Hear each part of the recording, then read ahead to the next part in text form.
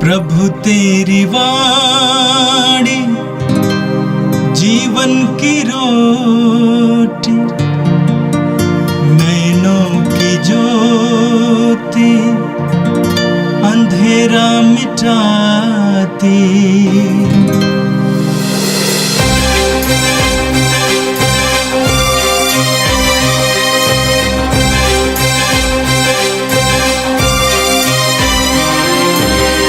प्रभु तेरी वाणी जीवन की रोटी, नैनों की ज्योति अंधेरा मिटाती।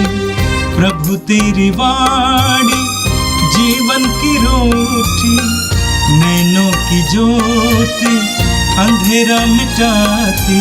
वाणी वाणी वाणी वाणी वाणी पवित्र है, शाश्वत है, जीवन का मन्ना है। 7 फरवरी सोमवार। पहला पाठ कुरिन्थियों के नाम संत पौलुस का दूसरा पत्र, अध्याय 6, पद संख्या 4 से 10। हम कष्ट, अभाव, संकट, कोड़ों की मार, कैद और उपद्रव में धीर बने हुए और अथक परिश्रम, जागरण तथा उपवास करते हुए हर परिस्थिति में ईश्वर के योग्य सेवक की तरह आचरण करने का प्रयत्न करते हैं।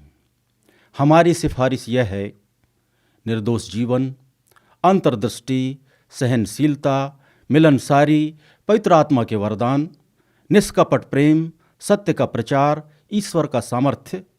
हम दाहिने और बाएं हाथ में धार्मिकता के शस्त्र लिए संघर्ष करते रहते हैं। सम्मान तथा अपमान, प्रशंसा तथा निंदा, यह सब हमारे भाग्य में है। हम कपटी समझे जाते हैं, किंतु हम सत्य बोलते हैं। हम नगण्य हैं, किंतु सब लोग हमें जानते हैं। हम मरने को हैं, किंतु हम जीवित हैं। हम मार खाते रहते हैं, किंतु हमारा वध नहीं होता। हम दुखी हैं, फिर भी हम हर समय आनंदित हैं।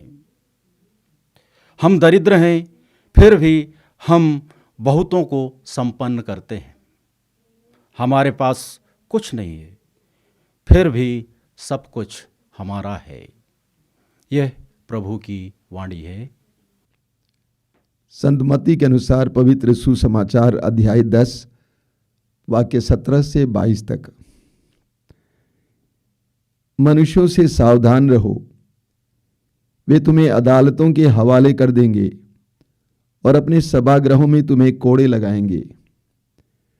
तुम मेरे कारण शासकों और राजाओं के सामने पेश किए जाओगे, जिससे मेरे विषय में तुम उन्हें और गैर यहूदियों को साक्ष्य दे सको। जब वे तुम्हें अदालत के हवाले कर रहे हों, तो ये चिंता नहीं करोगे कि हम कैसे बोलेंगे और क्या कहेंगे। समय आने पर तुम्हें बोलने को शब्द दिए जाएंगे, क्योंकि बोलने वाले तुम नहीं हो, बल्कि पिता का आत्मा है जो तुम्हारे द्वारा बोलता है। भाई अपने भाई को मृत्यु के हवाले कर देगा और पिता अपने पुत्र को। संतान अपने माता पिता के विरुद्ध उठ खड़ी होगी और उन्हें मरवा डालेगी। मेरे नाम के कारण सब लोग तुमसे बैर करेंगे, किंतु जो अंत तक धीर बना रहेगा उसे मुक्ति मिलेगी। यह प्रभु का दिव्य सुसमाचार है। क्रिस्त प्रभु की जय। मेरे प्रिय भाई और बहनों, आज हम एक महान संत का पर्व मनाते हैं। उनका नाम है संत गोंजालो ग्रासिया। वे भारत के निवासी थे। 1556 में मुंबई के पास वसई में उनका जन्म हुआ। उनके बाल्यकाल के बारे में हमें ज़्यादा जानकारी नहीं प्राप्त है। इतना कहा जाता है कि 15-16 साल की उम्र में वे एक येसु समाजी फादर के साथ, जिनका नाम था सेबस्टियन गोन्साल्विस, उनके साथ जापान चले गए। जापान में उस फादर की सेवा में लगे रहे, सुसमाचार की घोषणा में उनकी मदद करते रहे। इस बीच उन्होंने कई बार ये प्रयत्न किया कि वे ये सुसमाजी संस्था में प्रवेश करें, लेकिन ये संभव नहीं हुआ। इसीलिए उन्होंने सोचा कि फ्रांसीसी धर्म समाज में प्रवेश करें, लेकिन इस बीच उनका मन बदल गया और वे बिजनेस करने लगे। जापान से बिजनेस के लिए उन्होंने फिलीपींस मनीला की यात्रा की। जब मनीला में रह रहे थे उस समय प्रभु ने उनको स्पर्श किया और उन्होंने तय किया कि मैं सारे संसार को प्रभु के राज्य के लिए समर्पित करूंगा और छोड़ दूंगा। और वे फ्रांसीसी धर्म समाज का सदस्य बन गए। सदस्य बनने के बाद भी हल्का फुल्का काम करते थे। उनको किचन संबंधित कार्य दिए थे, बाजार में जाना, सामान लाना, बहुत ही हल्का काम था। लेकिन इस बीच उन्होंने फिलीपींस रहते समय कुछ जापानी लोगों से मुलाकात की जो वहाँ पे रह रहे थे। इसलिए कि उनको जापानी भाषा आती थी, वे वहाँ जाया करते थे, उनके साथ सेवा करते थे। और ये देखकर उनके धर्म समाज के, फ्रांसीसी धर्म समाज के लोगों ने सोचा कि हम जापान में गिरजाघर खोलेंगे, अपनी संस्था खोलेंगे। और गोंजालो ग्रासिया को वहाँ ले गए और उनके जरिए वहाँ पर बहुत सारे चर्च बने, बहुत सारे लोग सुसमाचार में विश्वास करने लगे। लेकिन दुर्भाग्यवश वहाँ पर मसीहों पर अत्याचार शुरू हुआ। अत्याचार इस कदर हुआ कि बहुत सारे लोग मार डाले गए। 1597 में उनको नागासाकी नामक जगह के करीब एक पहाड़ी पर क्रूज पर लटका के मार दिया गया। न केवल वे बल्कि उनके साथ और भी साथी थे जो प्रभु के सुसमाचार के कार्य में लगे हुए थे। उनको क्रूज पर लटकाया गया और भाले भोंक भोंक कर उनको मार डाला गया। उनका जीवन हमारे लिए बहुत सुंदर उदाहरण है और हमारे लिए गर्व की बात है। एक ऐसा सुसमाचार का प्रचारक या वाहक हमारे देश में ही उत्पन्न हुए। आज उनका पर्व मनाते हुए हम प्रार्थना करेंगे कि प्रभु हमें भी उत्साह प्रदान कर, तेरे सुसमाचार की घोषणा के लिए, उसके प्रसार के लिए उत्साह प्रदान कर। आज का पहला पाठ कोरिन्थियों के दूसरे पत्र के अध्याय 6 से लिया गया था। यहाँ पर संत पौलुस ने इस बात का वर्णन किया है कि ईश्वर के राज्य के लिए काम करते हुए, सुसमाचार की घोषणा के लिए काम करते हुए, सुसमाचार की सेवा करते हुए उनको कितनी कठिनाइयों का सामना करना पड़ा। इन सारी बातों के बावजूद वे कैसे प्रभु के प्रति और सुसमाचार के प्रति ईमानदार बने रहे। पौलुस कहते हैं, हम कष्ट, अभाव, संकट, कोड़ों की मार, कैद और उपद्रव में धीर बने हुए हैं और अथक परिश्रम, जागरण तथा उपवास करते हुए हर परिस्थिति में ईश्वर के योग्य सेवक की तरह आचरण करने का प्रयत्न करते हैं। एक सुसमाचार के वाहक का जीवन प्रवाह के विरुद्ध तैरने की तरह है। पानी का प्रवाह हो रहा है, पानी बह रहा है, अगर उसके विरुद्ध तैरना होगा तो कितना कठिन होता है। विपरीत परिस्थितियों का सामना करना पड़ता है, लोगों के विद्रोह का सामना करना पड़ता है। इसके बावजूद पौलुस कहते हैं कि हम हमेशा ईमानदार बने हुए थे। आगे पौलुस हमें बताते हैं, जीवन में कितनी ही कठिनाइयां क्यों न हो, उसके बावजूद हमें निर्दोष जीवन, अंतर्दृष्टि, सहनशीलता, मिलनसारी, पवित्र आत्मा के वरदान, निष्कपट प्रेम, सत्य का प्रचार, ईश्वर का सामर्थ्य बनाए रखना चाहिए। वास्तव में ये ऐसे गुण हैं जो हर मसीही में दिखना चाहिए, हर विश्वासी में दिखना चाहिए। क्या है?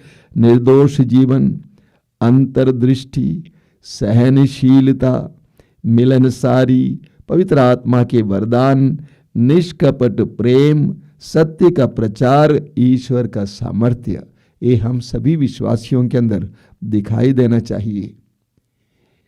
सुसमाचार के एक सेवक का जीवन विरोधाभासों से भरा हुआ होता है। विरोधाभास क्या मतलब है इसका? परस्पर विरोधी बातें।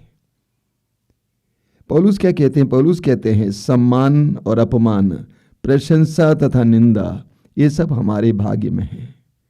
सम्मान और अपमान, प्रशंसा तथा निंदा, ये सब हमारे भाग्य में है। हम कपटी समझे जाते हैं किंतु हम सत्य बोलते हैं। हम नगण्य हैं किंतु सब लोग हमें मानते हैं। हम मरने को हैं किंतु हम जीवित हैं। हम मार खाते हैं किंतु हमारा वध नहीं होता है। हम दुखी हैं फिर भी हम हर समय आनंदित हैं। हम दरिद्र हैं फिर भी हम बहुतों को संपन्न बनाते हैं। हमारे पास कुछ नहीं है फिर भी सब कुछ हमारा है। कितनी रोचक बात है, परस्पर विरोधी बातें हैं। वो कहते हैं कि हमारे पास कुछ नहीं है फिर भी सब कुछ हमारा है। हम दरिद्र हैं लेकिन हम दूसरों को संपन्न बनाते हैं। हम दुखी हैं लेकिन आनंदित भी हैं। हमें सम्मान मिलता है लेकिन अपमान भी मिलता है। हमारे बारे में बुरा बोला जाता है लेकिन हम सम्मान भी प्राप्त करते हैं। एक विश्वासी का जीवन इसी तरह होता है। ऐसा क्यों है? क्योंकि दो दृष्टिकोण हैं। संसार की दृष्टि में वे दरिद्र थे लेकिन सुसमाचार की दृष्टि में, ईश्वर की दृष्टि में वे धनी थे। संसार की दृष्टि में वे दुखी थे लेकिन ईश्वर की दृष्टि में, आध्यात्मिकता की दृष्टि में वे आनंदित थे। एक विश्वासी के जीवन में यह देखने को मिलता जरूर है। हम संसार की दृष्टि में हो सकता है दरिद्र हैं, संसार की दृष्टि में दुखी हैं, संसार की दृष्टि में गणमान्य नहीं हैं, संसार की दृष्टि में तुच्छ हैं, संसार की दृष्टि में कपटी हैं, लेकिन ईश्वर की दृष्टि में, स्वर्ग की दृष्टि में, आध्यात्मिकता की दृष्टि में मूल्यवान है। हमारे जीवन में भी बार बार इस तरह का अनुभव करना पड़ता है। ऐसे में हमें पौलुस की तरह संतुष्ट रहना है। हमें महसूस करना है कि हमें एक मूल्य चुकाना है। ईश्वर के राज्य के अनुसार, प्रभु के वचनों के अनुसार जीवन जीने के लिए हमें मूल्य चुकाना पड़ता है। ये मूल्य मात्र है। और आज के सुसमाचार में प्रभु यीशु हमें बताते हैं कि हर विश्वासी, हर मसीही का जीवन एक साक्ष्य है। हर मसीही का जीवन यीशु मसीह का साक्ष्य है, ईश्वर के राज्य का साक्ष्य है। और साक्ष्य आसान नहीं है। प्रभु ने स्वयं कहा, तुम्हें अदालतों के हवाले कर देंगे और अपने सभागृहों में तुम्हें कोड़े लगाएंगे। तुम मेरे कारण शासकों और राजाओं के सामने पेश किए जाओगे, जिससे मेरे विषय में तुम साक्ष्य दे सको। साक्ष्य देना होता है, प्रभु का साक्ष्य देना, ईश्वर के राज्य का साक्ष्य देना अपने जीवन के द्वारा, शब्दों के द्वारा आसान नहीं है। हम अदालतों में न्यायाधीशों के सामने पेश किए जाएंगे। प्रभु कहते हैं तुम्हें साक्ष्य देना है। वो समय है खुलकर बोलने का कि तुमने ऐसा क्यों किया, ऐसा क्यों कहा, तुम ऐसा जीवन क्यों जीते हो। आगे प्रभु कहते हैं, जब ये तुम्हें अदालत के हवाले कर रहे हों तो ये चिंता नहीं करोगे कि हम कैसे बोलेंगे, क्या कहेंगे। प्रभु कहते हैं, समय आने पर तुम्हें बोलने को शब्द दिए जाएंगे। तुम्हें बोलने को शब्द दिए जाएंगे। तुम्हें अपनी बुद्धि से नहीं सोचना है कि मैं क्या बोलूं, कैसे बोलूंगा, लेकिन प्रभु कहते हैं समय आने पर तुम्हें बोलने को शब्द दिए जाएंगे, क्योंकि बोलने वाले तुम नहीं हो, बल्कि पिता का आत्मा है जो तुम्हारे द्वारा बोलता है। एक सच्चे साक्षी, प्रभु के साक्षी, प्रभु के भक्त अपनी बुद्धि से नहीं बल्कि पवित्र आत्मा की प्रेरणा से बोलता और करता है। प्रभु कहते हैं तुम पर अत्याचार किया जाएगा। देखिए कितना सुंदर वचन है। प्रभु कहते हैं भाई अपने भाई को मृत्यु के हवाले कर देगा, पिता अपने पुत्र को मृत्यु के हवाले कर देगा। देखिए, भाई अपने भाई को मृत्यु के हवाले कर देगा और पिता अपने पुत्र को मृत्यु के हवाले कर देगा। संतान अपने माता पिता के विरुद्ध उठ खड़ी होगी, उन्हें मरवा डालेगी। यीशु के कारण, सुसमाचार के कारण, विश्वास के कारण, ईश्वर के राज्य के कारण प्रभु कहते हैं मेरे नाम के कारण सब लोग तुमसे बैर करेंगे, किंतु जो अंत तक धीर बना रहेगा उसे मुक्ति मिलेगी। अंत तक धीर बना रहेगा, छोड़ेगा नहीं, अंत तक धीर बना रहेगा। आपने शहीदों के बारे में सुना है कलीसिया में, वे ऐसे हैं जो अंत तक धीर बने रहे। प्रकाशना ग्रंथ के अध्याय 2 वाक्य 10 में प्रभु कहते हैं तुम पर अत्याचार किया जाएगा, तुमको बंदी गृह में डाल दिया जाएगा, लेकिन प्रभु कहते हैं अंत तक यानी मृत्यु तक ईमानदार बने रहो और तुम्हें जीवन का मुकुट प्राप्त होगा। मृत्यु तक ईमानदार बने रहो और तुम्हें जीवन का मुकुट प्रदान किया जाएगा। मेरे प्रिय भाई और बहनों, एक विश्वासी का जीवन, एक मसीही का जीवन आसान नहीं है, कठिन है। उसमें दुख भी होगा, आनंद भी होगा, उसमें दरिद्रता भी होगी, संपन्नता भी होगी। हमें अंत तक धीर बना रहना है, अंत तक अपने विश्वास के लिए, प्रभु के लिए, ईश्वर के राज्य के लिए अपने धैर्य को बनाए रखना है। तब हमें जीवन का मुकुट प्राप्त होगा। आइए हम प्रार्थना करें। प्रभु यीशु, धन्यवाद देते हैं आज के सुंदर दिन के लिए, इस महान संत गोंजालो ग्रासिया के लिए, हमारे देश के इस महान संत के लिए। हमारे देश ने, देश की कलीसिया ने एक सपूत को तेरे राज्य के लिए अर्पित किया, जो तेरे नाम के कारण शहीद बने। प्रभु, धन्यवाद देते हैं इनके लिए। और इस समय प्रार्थना करते हैं हमारे जीवन के सुख दुखों को, हमारे जीवन की दरिद्रता और संपन्नता को तेरे राज्य के कारण, तेरे नाम के कारण, तुझ पर विश्वास के कारण जो हमें झेलना पड़ता है, उन सारे दुखों को सहर्ष स्वीकार करने और तेरे राज्य के साक्षी बनने के लिए हमें कृपा दीजिए। ए प्रभु यीशु, इन वचनों को सुनने वाले मेरे भाई बहनों को आशीर्वाद देना। तेरा पवित्र हाथ उनके सिर पर रख, आशीर्वाद का हाथ। आज का संपूर्ण दिन उनके लिए कृपा का दिन बने, अनुग्रह का दिन बने। हर प्रकार के अंधकार की शक्ति और हर तरह के प्रपंच से, हर तरह से छिपे हुए हर फंदे से उनको बचा के रख। हमारी इस प्रार्थना को स्वीकार कर, आमीन। प्रभु तेरी वाणी जीवन की रोटी, नैनों की ज्योति अंधेरा मिटाती। वाणी वाणी वाणी वाणी वाणी पवित्र है, शाश्वत है, जीवन का